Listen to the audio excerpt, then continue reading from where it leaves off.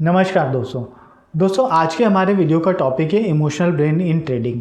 अब emotional brain किस तरह से हम पर हावी हो जाता है, किस तरह से हम हमारे ट्रेडिंग प्लान से भटक जाते हैं, किस तरह से इमोशनल जो ब्रेन है हमारे जो डिसीजन मेकिंग पे इम्पैक्ट डालता है, उसके बारे में करते हैं चर्चा। देखिए, हमारा जो ब्रेन है ना, वो इसी तरह से डिज़ाइन है कि सर्वाइवल वाली कंडीशंस हम पर हावी रहती है हमेशा से। चाहे हम ट्रेडिंग कर रहे हों, चाहे हम बाइक चला रहे हों, चाहे हम ड्राइविंग कर रहे हों, या फिर हम और किसी तरह का भी काम कर रहे हों। तो बेसिकली दो तरह के इमोशंस हैं, वो हम पर हावी होने की कोशिश करते हैं। एक तो फियर और एक ग्रीड, एक तो लालच और एक डर। ये दो तरह के इमोशन हमेशा हम पर हावी होने की कोशिश करते हैं, और 90% केसेस में क्या होता है कि वो हम पर हावी हो ही जाते हैं। इसी कारण क्या होता है कि हमारा जो है ना डिसीज़न गड़बड़ हो जाता है। ड्यूरिंग ट्रेडिंग हमारा फिजिकल वर्क तो होता नहीं है, हमको पूरा मेंटली वर्क करना होता है। उस ड्यूरेशन में क्या होता है कि जब हम चार्ट को देख रहे होते हैं, बिल्कुल ध्यान से देख रहे होते हैं, तो भी क्या होता है ना कि हमारा फिजिकल वर्क नहीं होने की वजह से केवल और केवल हमारे ब्रेन का फंक्शन ही होता है मेन तौर पर। और उसी कारण क्या होता है कि हम बिल्कुल शांत अवस्था में रहते हैं, और उस ड्यूरेशन में क्या होता है कि चार्ट देखते हमारे धीरे धीरे करके हमारे इमोशंस हम पर हावी होने लगते हैं। अब वो होते क्यों हैं? देखिए, क्या है कि हमारे सबकॉन्शियस माइंड में कुछ डाटा है, पुराना डाटा, जैसे हमने प्रीवियस वीडियोस में भी काफ़ी डीप में इसकी चर्चा करी है। तो जो पुराना डाटा है वो हमारे ब्रेन में है, ठीक है। अब वो डर संबंधी है, लालच संबंधी है, और वो जो डाटा है वो ट्रेडिंग में हमारे हावी होने की कोशिश करता है, ठीक है। तो इमोशनल ब्रेन जो है ना, बेसिकली क्या है कि सर्वाइवल वाली जो कंडीशंस है हमारी जो उसको वैसे हम कहें कि हमको हमेशा है ना बचाने की कोशिश करता है। और उस ड्यूरेशन में क्या होता है कि हम है ना बार बार वो काम करने लगते हैं। जैसे आपने देखा होगा, कभी गुस्सा आता है तो हम है ना बिना कंट्रोल के कुछ भी बोलने लग जाते हैं। मतलब क्या है कि ब्रेन जो है, इमोशनल ब्रेन जो हावी हो जाता है उस ड्यूरेशन में भी। और उसी तरह से ट्रेडिंग में भी वही होता है कि जब हम ट्रेडिंग करते हैं, हम चार्ट को देखते हैं, तो हमारा इमोशनल ब्रेन जो है हम पर हावी होने लगता है। और उसी कारण ना जो हमारे फियर और ग्रीड है ना, वो अप एंड डाउन होने लगते हैं। और अप एंड डाउन होने के कारण क्या होता है कि हमको मार्केट की जो रियल कंडीशन है वो दिखाई नहीं देती। दिखाई भी देती है तो हम उस पर विश्वास नहीं करते, और हम विश्वास कर भी लेते हैं तो हम उसके लिए काम नहीं करते। मतलब हमको एंट्री करना है कि नहीं करना, वो हमारा डिसीज़न। हमको एग्ज़िट करना है कि नहीं करना, वो हमारा डिसीज़न। और हमको एंट्री करना ही नहीं है, इंतज़ार करना है, वो भी हमारा डिसीज़न। तो ये जो डिसीज़न है ना, ये बेसिक डिसीजंस होते हैं ट्रेडिंग में, और ये बेसिक डिसीज़न के कारण ही सारा खेल पलट जाता है। मतलब जैसे ओवर ट्रेडिंग होती है तो उस समय क्या होता है कि हम बार बार एंट्री एग्ज़िट करते रहते हैं, ठीक है। एंट्री एग्ज़िट करते रहते हैं, मतलब हम सीधी सी बात है, जो हम इंतज़ार नहीं कर रहे होते हैं, हम जो हमारा इमोशनल ब्रेन है उसके कारण काम कर रहे होते हैं, उसके कारण बिहेव करने लगते हैं, ठीक है। तो क्या होता है, हमारा जो है एंट्री होगी, फिर हम एग्ज़िट लेंगे, एंट्री होगी हमारी, फिर एग्ज़िट लेंगे। तो हमको क्या है, मार्केट की रियल कंडीशन दिखाई नहीं देती। अब जब तक हम मार्केट की रियल कंडीशन नहीं देखेंगे, उसको नहीं समझेंगे, तब तक क्या होगा, ये स्थिति बनेगी। अच्छा, ये ऐसा एक बार का नहीं है, ये चीज़ें बार बार होती है, क्योंकि ये काम जो है ना रिपीटेशन में चलता रहता है। वो इसलिए चलता रहता है क्योंकि माइंड में एक तरह का साइकिल क्रिएट हो चुका है। इसलिए वो साइकिल जो है, उससे बाहर आने के लिए हमको, पिछले वीडियो में हमने बात की थी कि हमको मेडिटेशन करना पड़ेगा, उसके अलावा हमारे पास कोई चारा नहीं है। दूसरी चीज़ जो है, हमको रूल फॉलो करने पड़ेंगे, हमको एक चेकलिस्ट फॉलो करनी पड़ेगी, हमको हमारा ट्रेडिंग प्लान फॉलो करना पड़ेगा, हमको हमारी एज के अनुसार काम करना पड़ेगा, ठीक है। अब क्या है कि जब तक हम इस तरह से काम नहीं करेंगे, तब तक वो हमारा जो इमोशनल ब्रेन है ना, वो हम पर हावी होगा। और हावी होने के साथ साथ क्या होगा कि हम हमारा अपने आप पे कंट्रोल खो देंगे। हमको जो है उस समय मार्केट की प्रेजेंट कंडीशन को देखते हुए हमारे डिसीज़न लेना है। और अगर हमारे इमोशन हम पर हावी रहेंगे ना, तो हम हमारे उस समय जो राइट डिसीज़न लेना चाहिए वो हम लेंगे ही नहीं, और अपने ब्रेन के हिसाब से हमारे इमोशन जो पैटर्न है ना उसके हिसाब से डिसीज़न लेने लगेंगे, और उस कारण क्या होगा, सब गड़बड़ हो जाएगा।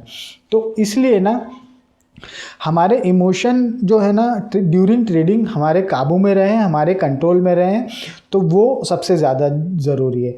अब इमोशनल ब्रेन जो है, थोड़ा सा हम इसको समझ लेते हैं कि जब से सृष्टि का निर्माण हुआ है तब से क्या हुआ है कि है ना, हम लोग पहले शिकार करते थे, हमको डर होता था जंगली जानवर का, ये सब सारे जो है हमारे ब्रेन के जो है ना इनर जो कहना चाहिए डिज़ाइन में वो चीज़ बस गई है, वैसा ही हमारा डिज़ाइन है।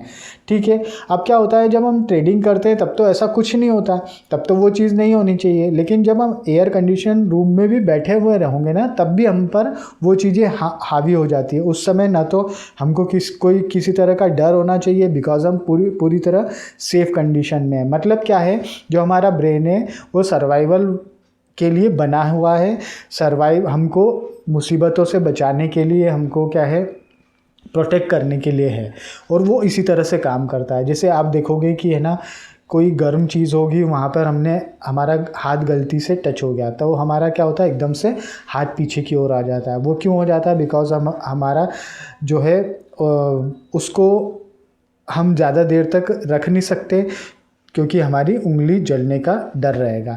इसी तरह से क्या होता है कि जब हम ट्रेडिंग करते हैं तो ड्यूरिंग ट्रेडिंग क्या होता है कि हमारा मान लो कि स्टॉप लॉस हिट हो गया। अब स्टॉप लॉस हिट हो गया तो वहाँ पर क्या होगा, एक डर क्रिएट हो जाएगा, एक फियर क्रिएट हो जाएगा। वो फियर क्रिएट हो जाएगा तो क्या होगा, माइंड है ना उसी तरह से रिएक्ट करेगा कि बार बार वो चीज़ कराने की कोशिश करेगा, और हम ना अनकॉन्शियस बिहेव करने लगेंगे। हम बिना देखे बिना समझे फिर दोबारा से एंट्री करेंगे, जबकि वहाँ पर एंट्री करना वाकई में चाहिए या ना चाहिए उसको हम देखेंगे ही नहीं। तो एक ये कारण हो गया। दूसरा कारण है कि अगर हमारा टारगेट हिट हो गया, ठीक है, तो जब टारगेट हिट हो गया हमारा, या हमने प्रॉफिट बुक कर लिया, है ना, दोनों एक ही चीज़ हो गई, तो उस समय क्या होगा कि और ज़्यादा, ठीक है ना, तो हमारा उसके कारण भी एक जो है एंट्री की संभावनाएं बन जाती है, क्योंकि वहाँ पे भी क्या होगा कि हमारा जो लालच है, हमारा ग्रीड है, हम पर हावी होने लगता है। तो ये दो तरह के इमोशंस जो है अपने आप में इम्पॉर्टेंट होते हैं, फियर और ग्रीड, हर जगह। ऐसा नहीं कि ये ट्रेडिंग में, ये हर जगह इसकी जो है इसकी अधिकता रहती है, इसके कारण ही हमारे डिसीज़न गड़बड़ होते हैं। ठीक है, अब क्या है कि जब हम ट्रेडिंग करते हैं तो ड्यूरिंग ट्रेडिंग हमको क्या क्या चीज़ों का ख्याल रखना चाहिए, हमको इन सब से जो है प्रोटेक्ट के लिए, हमारे ट्रेडिंग परफॉर्मेंस को बढ़ाने के लिए, हमारा जो है ध्यान एक जगह फोकस रहे उसके लिए। तो देखिए, अगर हम ट्रेडिंग करते हैं तो हमको सबसे पहले हमको ध्यान ये रखना है कि हमारे पास होना चाहिए, हमारा एज होना चाहिए, हमारे पास ट्रेडिंग प्लान होना चाहिए, हमारा चेकलिस्ट होना चाहिए, जिस बेसिस पर हमको काम करना है, और हम उस चीज़ को स्ट्रिक्टली फॉलो करें। कारण क्या है कि अगर हम ये चीज़ नहीं करेंगे तो हमारा ब्रेन इसी तरह डिज़ाइन है, और हमारी वैसी आदत भी नहीं है, ठीक है। और जब तक वो हम आदत बना नहीं लेंगे उस तरह से काम करने की, तब तक एक साइकिल क्रिएट नहीं होगी माइंड में, और वो जब तक साइकिल क्रिएट नहीं होगी ना, तब तक हमारा काम जो है उसी तरह से होगा। हम इमोशनल डिसीज़न लेंगे, हमारे डिसीज़न बेस्ड ऑन इमोशन रहेंगे, तो हमारे रिजल्ट भी फिर गड़बड़ होंगे, ठीक है। अब क्या होता है कि जब हम ट्रेडिंग करते हैं तो दिक्कत सबसे बड़ी ये आती है कि पहली तो चीज़ है कि हमको ये चीज़ आनी चाहिए समझ में, और दूसरा, अगर हमको ये समझ में आ गया क्लियर तौर पे कि यार इस तरह से हमारा ब्रेन काम करता है और इस तरह से हमको काम करना चाहिए, स्पेशली इन ट्रेडिंग, ठीक है। तो जब हम इस चीज़ को जानेंगे तो उस चीज़ पर हम काम करना शुरू करेंगे, उस चीज़ से हम हमेशा बचने की कोशिश करेंगे।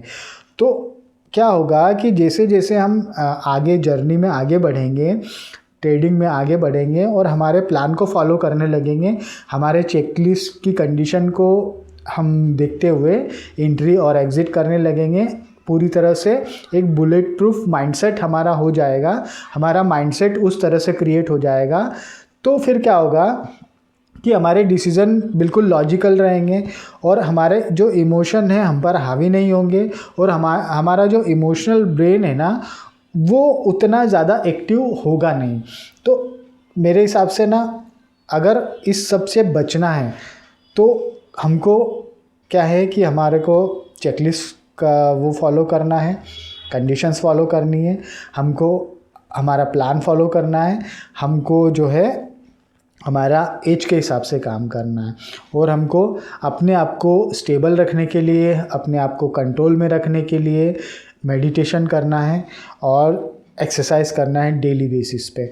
हमारा जो फूड सिस्टम है, हमारा ईटिंग जो हैबिट है, हमको उस साथ साथ उस पे भी कंट्रोल करके चलना है। हमारी जो है ना सुबह से लेके रात तक की जो दिनचर्या उसमें धीरे धीरे करके छोटे छोटे हमको बदलाव करने हैं, ताकि हमारा जो है ट्रेडिंग में परफॉर्मेंस बढ़े और हमारा उन चीज़ों के कारण जो ना हमारा इमोशनल ब्रेन जो है हावी नहीं हो, हमारे इमोशंस जो है फियर और ग्रीड हम पर हावी ना हो, और हमारी जो है परफॉर्मेंस गड़बड़ ना हो। इसी कारण होता है 90% जो लॉसेस होते हैं ना वो इसी कारण होते हैं, क्योंकि हर कोई इस बात को समझना ही नहीं चाहता। अगर समझता है तो उस पर ध्यान देना नहीं चाहता, या कह लीजिए कि उसको ये पता ही नहीं है कि मेरे को इस चीज़ पे काम करना चाहिए, उसको ये पता ही नहीं है कि मुझे इस चीज़ को सुधारना चाहिए, और उसको ये पता ही नहीं कि मेरी दिक्कत इस कारण से हो रही है, ना कि स्ट्रेटेजी का कोई प्रॉब्लम नहीं होता,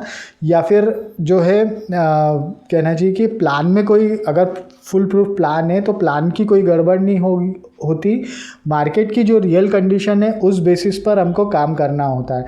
तो ये अपने आप को ये बताना ज़रूरी है, अपने आप को ये जताना ज़रूरी है, मानना ज़रूरी है, समझना ज़रूरी है, ताकि इस चीज़ को समझते हुए हम इमोशनल जो है ना हमारे डिसीज़न ना रहे, हम पर इमोशनल ब्रेन जो है हमारे काम पर हावी ना हो, हमारी ट्रेडिंग पर हावी ना हो। तो आशा करता हूँ कि आपको ये चीज़ है ना बहुत मैंने सिंपल फॉर्म में समझाई है, और आगे जाके हम और थोड़ा सा इसको डीप लेवल पर इसके बारे में चर्चा करेंगे। हम बात करेंगे एमिगडाला जो हमारा है ब्रेन का जो पार्ट है, हम प्रीफ्रंटल कॉर्टेक्स से उसकी चर्चा करेंगे कि किस तरह से ड्यूरिंग ट्रेडिंग वहाँ वो एक्टिव होता है ना। तो मुझे लगता है कि जानकारी अच्छी लगी होगी। आप अपने दोस्तों के साथ में शेयर कीजिए, लाइक कीजिए, सब्सक्राइब कीजिए। चलिए मिलते हैं नेक्स्ट वीडियो में, तब तक के लिए थैंक यू, धन्यवाद।